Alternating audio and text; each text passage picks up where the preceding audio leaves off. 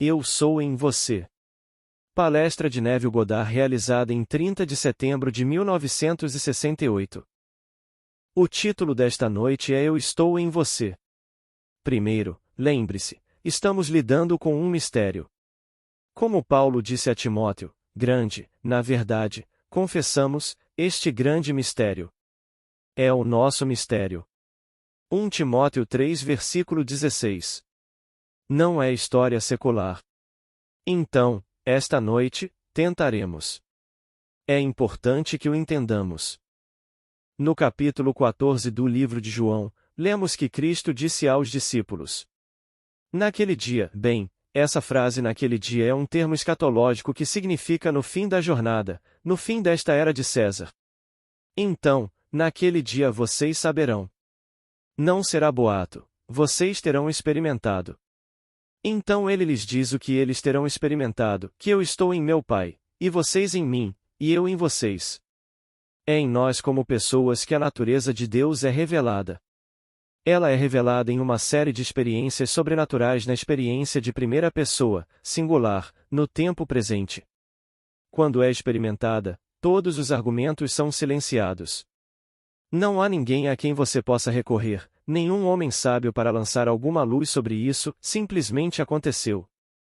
Então Paulo disse: quando aprouve a Deus revelar seu Filho em mim.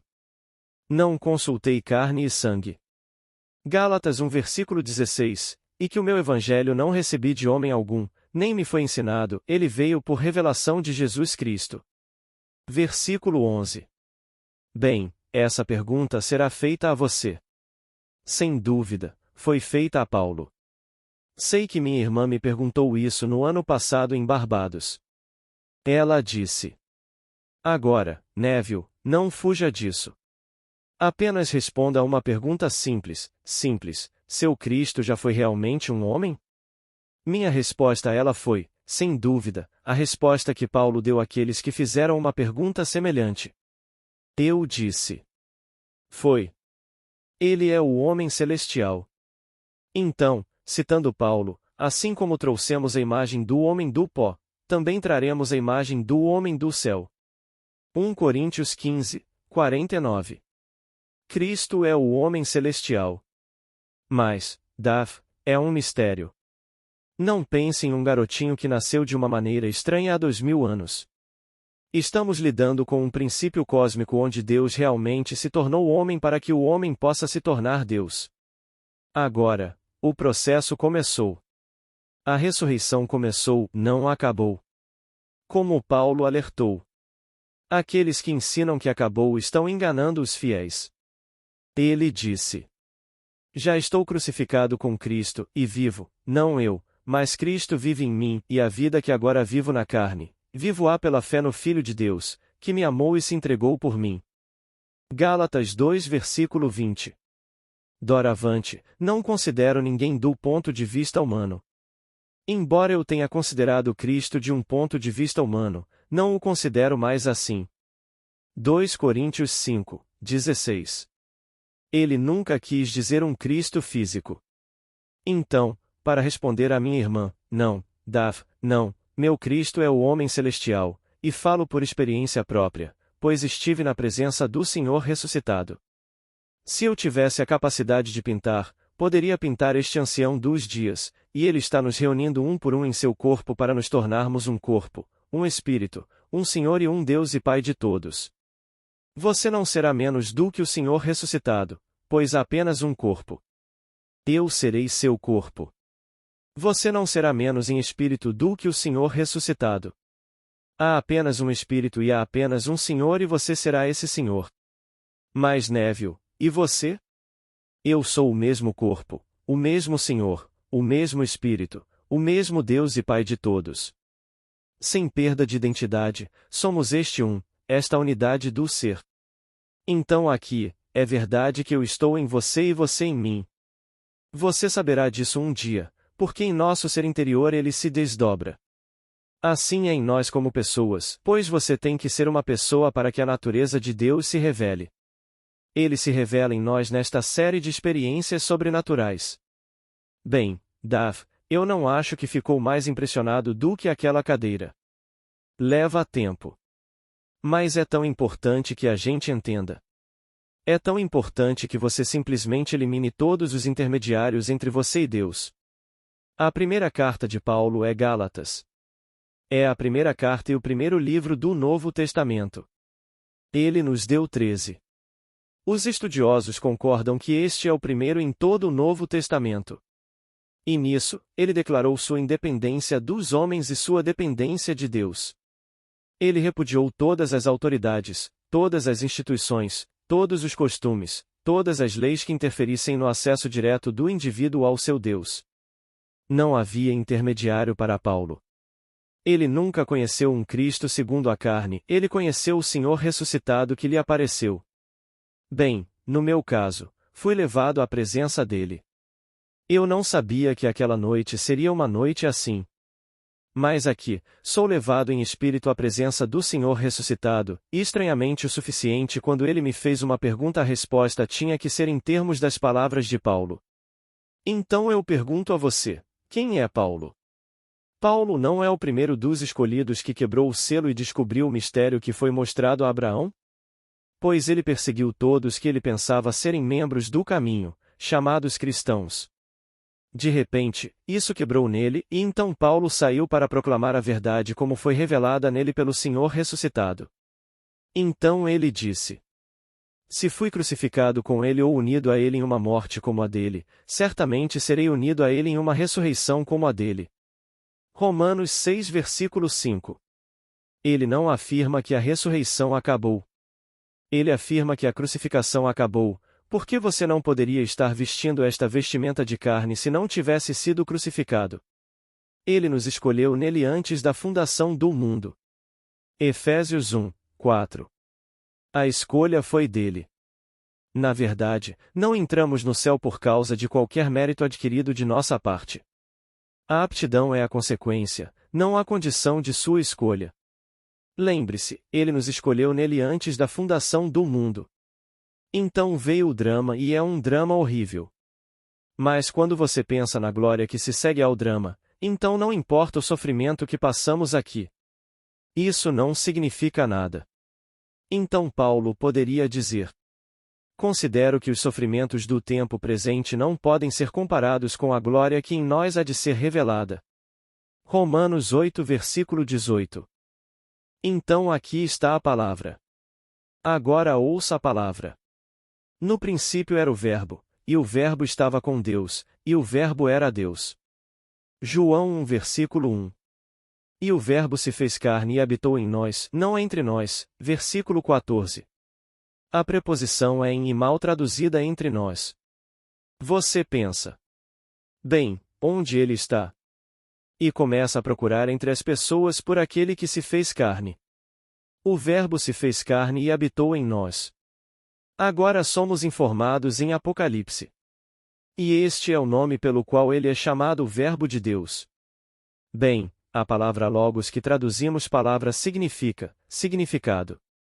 É um significado, um plano, uma trama. Deus tinha uma trama, um plano, um propósito no princípio. Este não é um pensamento de emergência depois que ele trouxe a criação. Foi antes do mundo existir, um plano para se dar a nós 100%, não para voltar atrás nem um pouco. Então, seja lá o que ele for quando se tornou eu, quando ele começar a se desdobrar em mim, eu devo vivenciar isso. Então é em nós como pessoas que a natureza de Deus se revela. Eu sou uma pessoa, você é uma pessoa, mas isso só acontece no final. No último momento, você vai saber, e esse último virá sobre você de repente como um ladrão na noite. Você não terá conhecimento de que está é a noite, mas esta pode ser a noite, e de repente ela irrompe dentro de você. Toda a história contada do Senhor, pois é a história do Senhor, você vivência na primeira pessoa. É toda a sua história. Então você vai até seu irmão, sua irmã, seu pai, sua mãe, se eles ainda estiverem aqui, e você conta a eles. Mas eles conhecem você. Eles esperam algo totalmente diferente disso. Eles sabem o quão fraco você é, o quão limitado você é. Você não é educado. Eles lerão a Bíblia, mas nunca ouvirão essas palavras ou as verão. Como este homem tem aprendizado, visto que nunca estudou? Aqui, no capítulo 7 de João, essa pergunta é feita, pois ele surpreendeu os rabinos, ele surpreendeu o sinédrio. Eles não conseguiam entender como um homem que não tinha conhecimento poderia se levantar e dizer as coisas que ele disse. Que ele poderia dizer: hoje, a Escritura se cumpriu em mim. Que eu vim para apenas um propósito, eu vim para cumprir a Escritura. A Escritura cumprida é o Antigo Testamento. Essa era a única Escritura. Os profetas previram a vinda de Deus, mas ele vem no homem. Ele toma sobre si nossa natureza e desdobra sua natureza na nossa e nós somos Deus. Bem, se ele era um pai antes de sua escolha de nós e ele se entrega a nós, então somos um pai. Não há como alguém provar que ele é um pai, a menos que tenha um filho que o chame de pai. Bem, isso está feito. Todas essas coisas se desdobram dentro de nós. Então, quando eu digo eu estou em você, as palavras são as palavras de Cristo. Lembre-se, este é o Cristo ressuscitado falando. Ele está lhe dizendo: eu estou em você e você em mim e nós somos um. Então, o Cristo ressuscitado é Deus. Posso lhe dizer, quando ela disse: mas ele é um homem. Porque, ele é o homem eterno, um homem celestial. Deus é homem. Você é um homem, Deus não existe mais. Sua própria humanidade aprende a adorar. Blake, Everlasting Gospel. Então o homem está procurando por alguma força impessoal que eles chamarão de Deus. Eles podem adorar uma força impessoal, mas não podem ver o homem. Posso lhe dizer, quando você está na presença dele, você percebe como não poderia responder de outra forma senão nas palavras de Paulo. Você se pergunta 1000 vezes como eu: quem é Paulo? Quem é esse iniciante da fé cristã? Pois foi Paulo quem a iniciou. Temos suas 13 cartas. Os evangelhos foram escritos 10 anos depois das cartas de Paulo. Aqui ele se arrisca em sua primeira carta aos Gálatas e declara sua independência de todas as organizações do mundo. Isso foi em um dia em que não era tão livre quanto hoje. Eu posso deixar a igreja e não ser condenado ao ostracismo a ponto de não conseguir um emprego, mas naquele dia, você não conseguia um emprego a menos que fosse membro da sinagoga. Para onde você iria? Paulo faz tudo, ele não aceitará intermediários entre ele e Deus. Nenhum rabino poderia ficar entre ele. Ele havia encontrado Deus e Deus era o Senhor ressuscitado que ele havia perseguido em sua cegueira. O dia chegará e você o encontrará. Ele o levará à sua presença. Mas essa é a escolha dele. Quando você chega ao fim da jornada, ele o leva à sua presença, o incorpora ao seu corpo por um abraço, e você é um com o corpo de Deus para todo o sempre. Você segue seu caminho por um tempo e conta como eu conto a você, conta para aqueles em São Francisco e Nova York. E para contar para aqueles que eu conheço em um mundo social que nunca virão aqui, mas eu os encontro socialmente, então eu conto então. Vá para Barbados e conte a eles. Sem público realmente. Eles não estão interessados. Quando eu te digo que contei para minha irmã, onde? No chá. Bem, nós temos que conversar, então nos reuníamos todos os dias para o chá, e então Daf levantava uma questão e então você começava a responder. Ou talvez de manhã quando você fizer sua refeição matinal e Daf e eu simplesmente conversaríamos por um tempo. Mas eu lhe asseguro que depois de 4 meses na ilha com ela, vivendo na casa com ela não se comoveu nem um pouco. Nem um pouco comovida. Ela gostava do seu Jesus físico que viveu há 2000 anos e esperava que eu visse a luz um dia e voltasse e visse aquele Jesus que nasceu diferente aqui. Ela não consegue entender que ele nasceu diferente aqui, mas não da maneira que ela pensa. Então, quando digo que estou em você, quero dizer isso literalmente. Estou em você, pois sou um com o Cristo ressuscitado. Estas são as palavras do Cristo ressuscitado, estas não são as palavras de Neville. Estas são as palavras do Cristo ressuscitado e ele nunca, depois que me abraçou, se separou de mim. No entanto, ele me enviou. Bem, Isso é parte do mistério. Como posso ser um com um corpo e ser enviado? No entanto, as palavras são: aquele que me vê, vê aquele que me enviou. Ele nunca me deixou. Bem, como ele nunca pode me deixar e, no entanto, somos um e ele me enviou. Mas temos conceitos de espaço tridimensional e pensamos agora se você me enviar daqui eu passar por aquela porta, bem, então, aquele que me enviou e permanece aqui não está comigo. É uma imagem totalmente diferente. Então aqui, esta noite você se detém nisso. Você se detém no ser que realmente se tornou você e volta ao ponto onde ele o escolheu. Ele o escolheu nele antes que o mundo existisse, e ele me fez conhecer o mistério do seu caminho, do seu plano.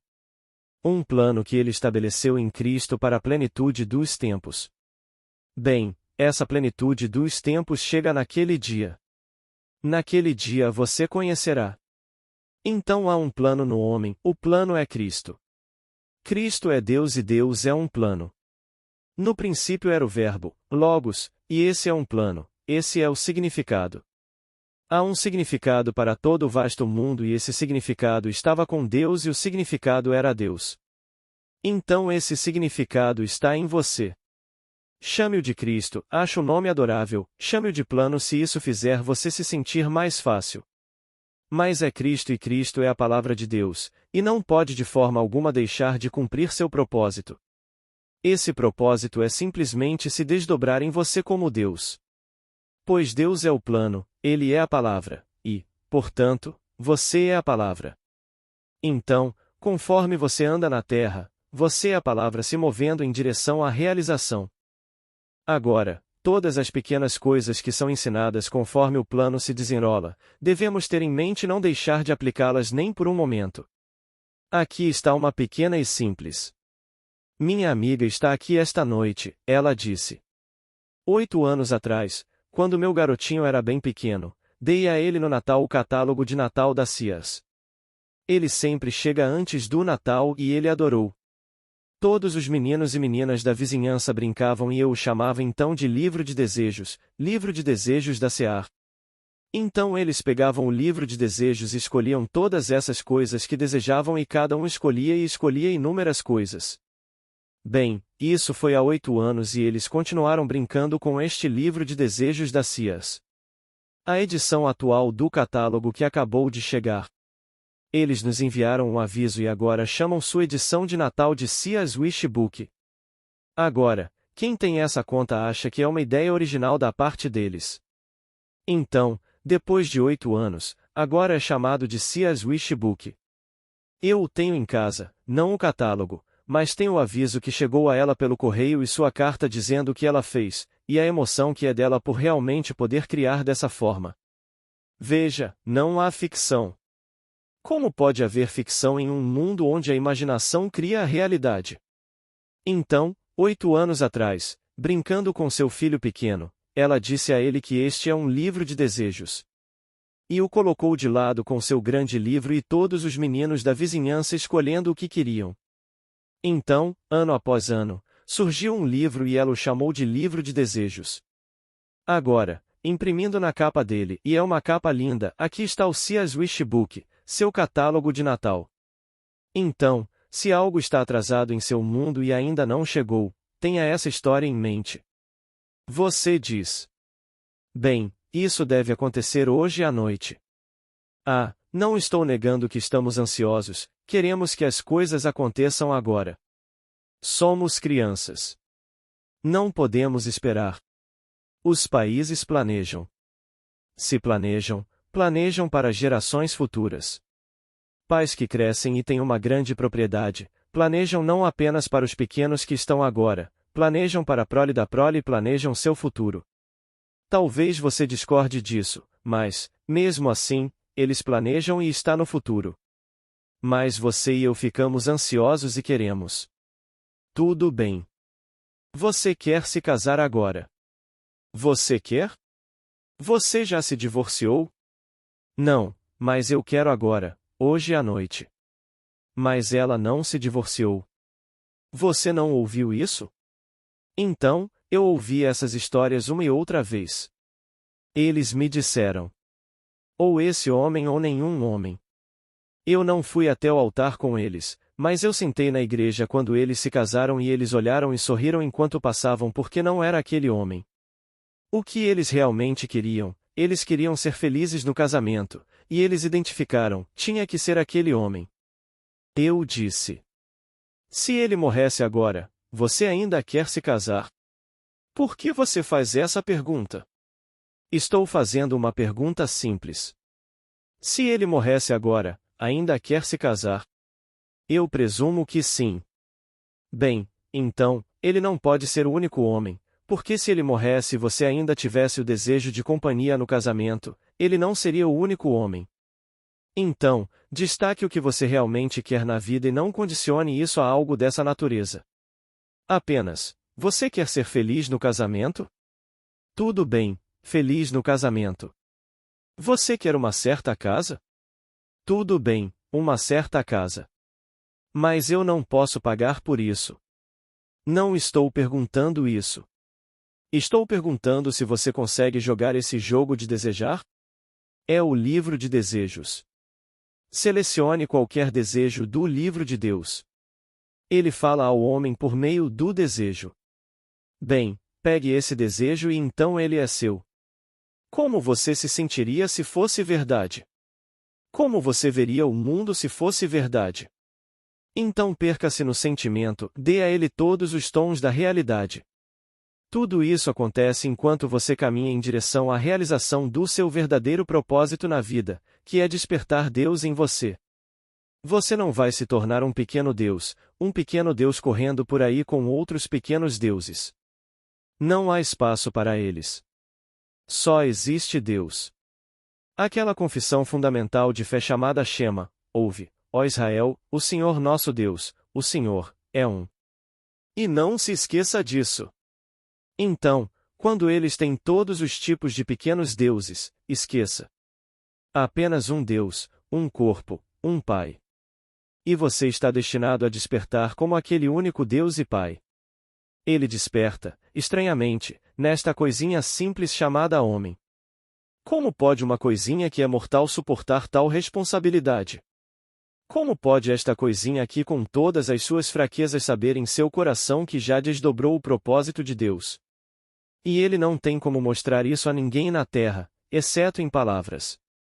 Não posso convencer ninguém a menos que tenham fé. Posso dizer a eles que aconteceu comigo.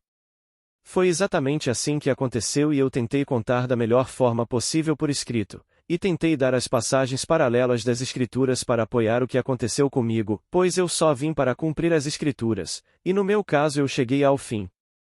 Bem, eu contei esperando que alguém pegasse dali e talvez dramatizasse. Como eu disse a você na sexta-feira passada à noite, pegue e conte de forma dramática. Você fala de Ionesco e seus dramas maravilhosos. Por que isso colocaria o dele em nada? Porque você está lidando com a maior história já contada, e contando como ela realmente aconteceu, não como as pessoas gostariam que acontecesse. Como minha irmã que queria do seu jeito. Ela vai ver o maravilhoso filme A Maior História Já Contada e ele está tão distante da história. Essa não é a história. A história é de um homem simples caminhando pela terra contendo dentro de si esse potencial e inesperadamente ele se desdobra dentro dele. Ele é a pessoa mais assustada de todas. Ele nunca pensou por um momento que era digno disso, pois lhe foi ensinado que você tinha que adquirir mérito e ele não estava adquirindo nenhum mérito.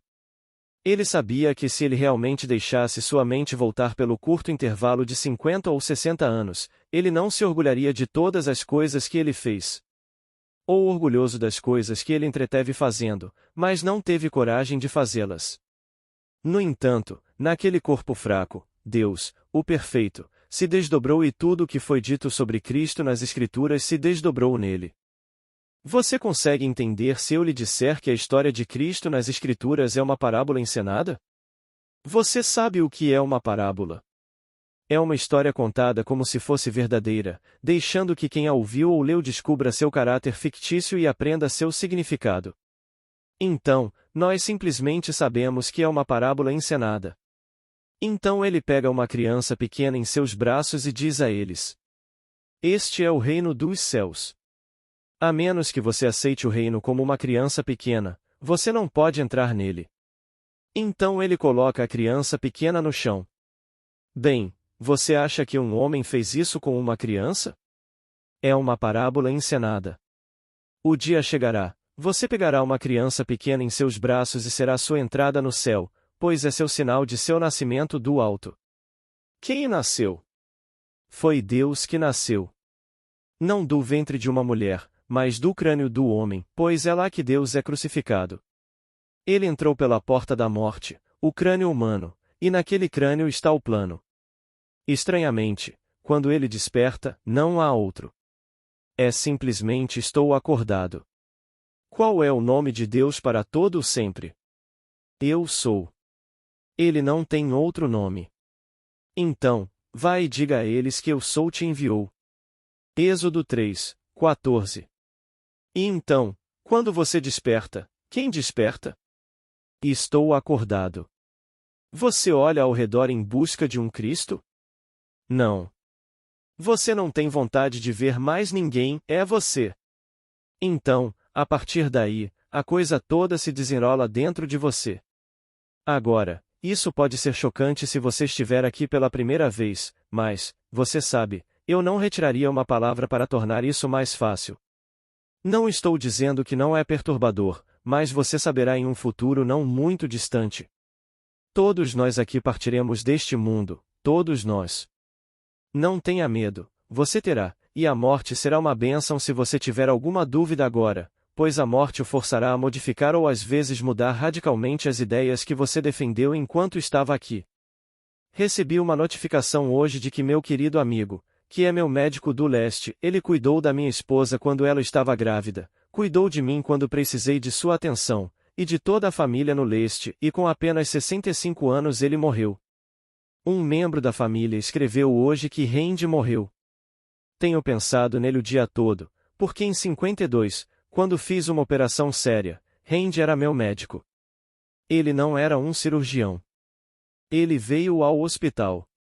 Eu sempre carreguei minha Bíblia comigo, tenho orgulho dela, é a palavra de Deus, não há livro maior no mundo. Então, quando ele entrou na sala e sentou-se para sua pequena visita habitual todas as manhãs, ele disse: Neville, você lê a Bíblia? Eu disse que sim, diariamente, horas. Então ele me disse: O que você acha disso? Eu disse: Bem, eu ensino. Você ensina? Bem, sendo um universitário e um médico brilhante, ele esperava que eu tivesse alguma formação acadêmica na Bíblia e que eu passasse por algum treinamento regular em teologia. Eu disse que não. Mas então eu não tive minhas visões, minha promessa não foi cumprida, era apenas a lei. Então, comecei a explicar a ele a lei com base nas histórias das Escrituras, tomando primeiro a história de Esaú e Jacó.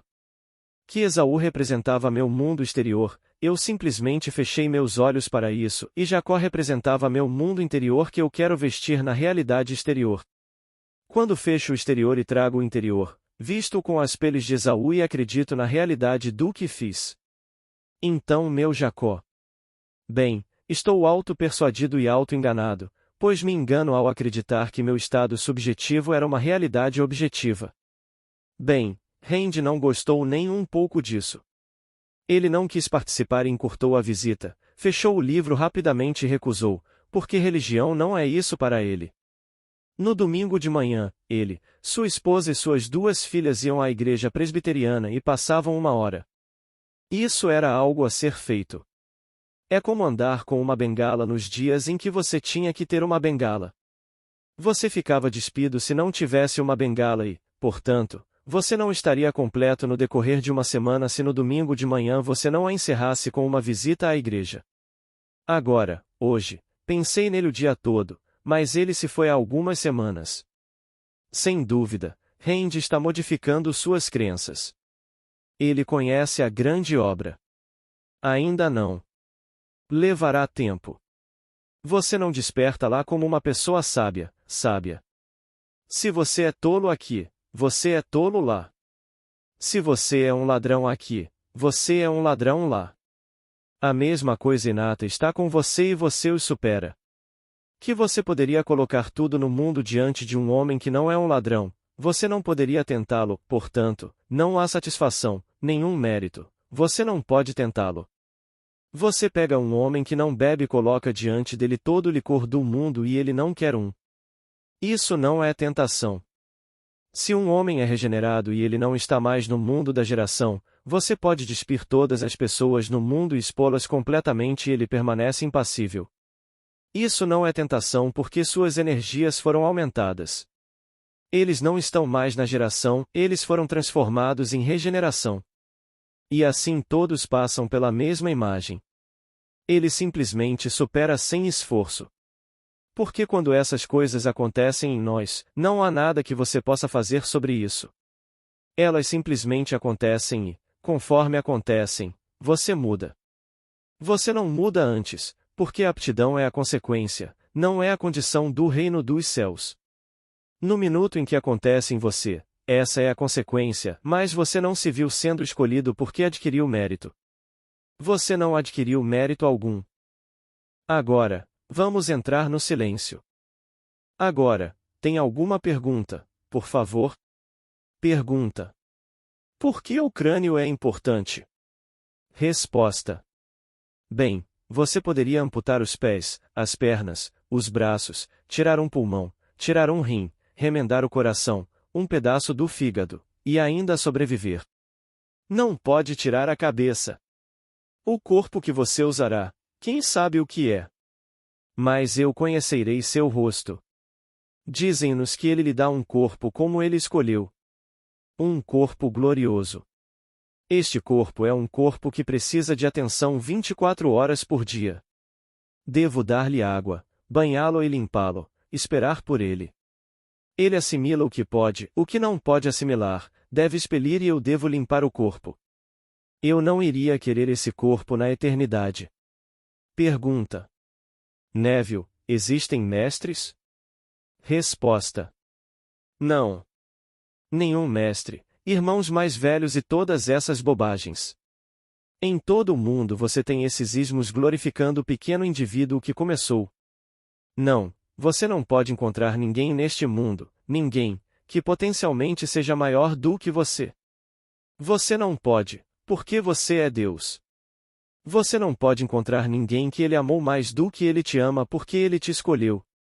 Foi o que eu disse hoje à noite sobre Paulo.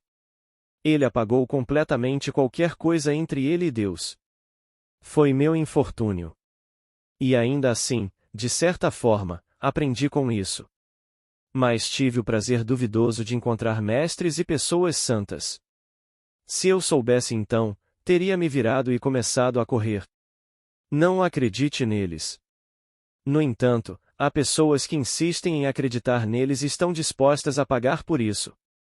Se eu dissesse a elas que sou um mestre, sim, não tenho credenciais para provar, mas sou um mestre, então você poderia cobrar $1000. Ele é um mestre.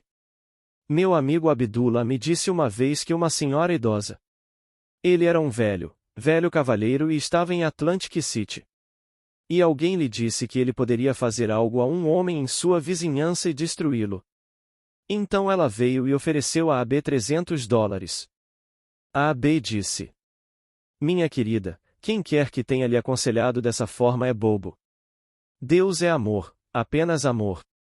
Primeiro de tudo, se eu tivesse esse poder, eu não o usaria, não nessa direção, e segundo, não é.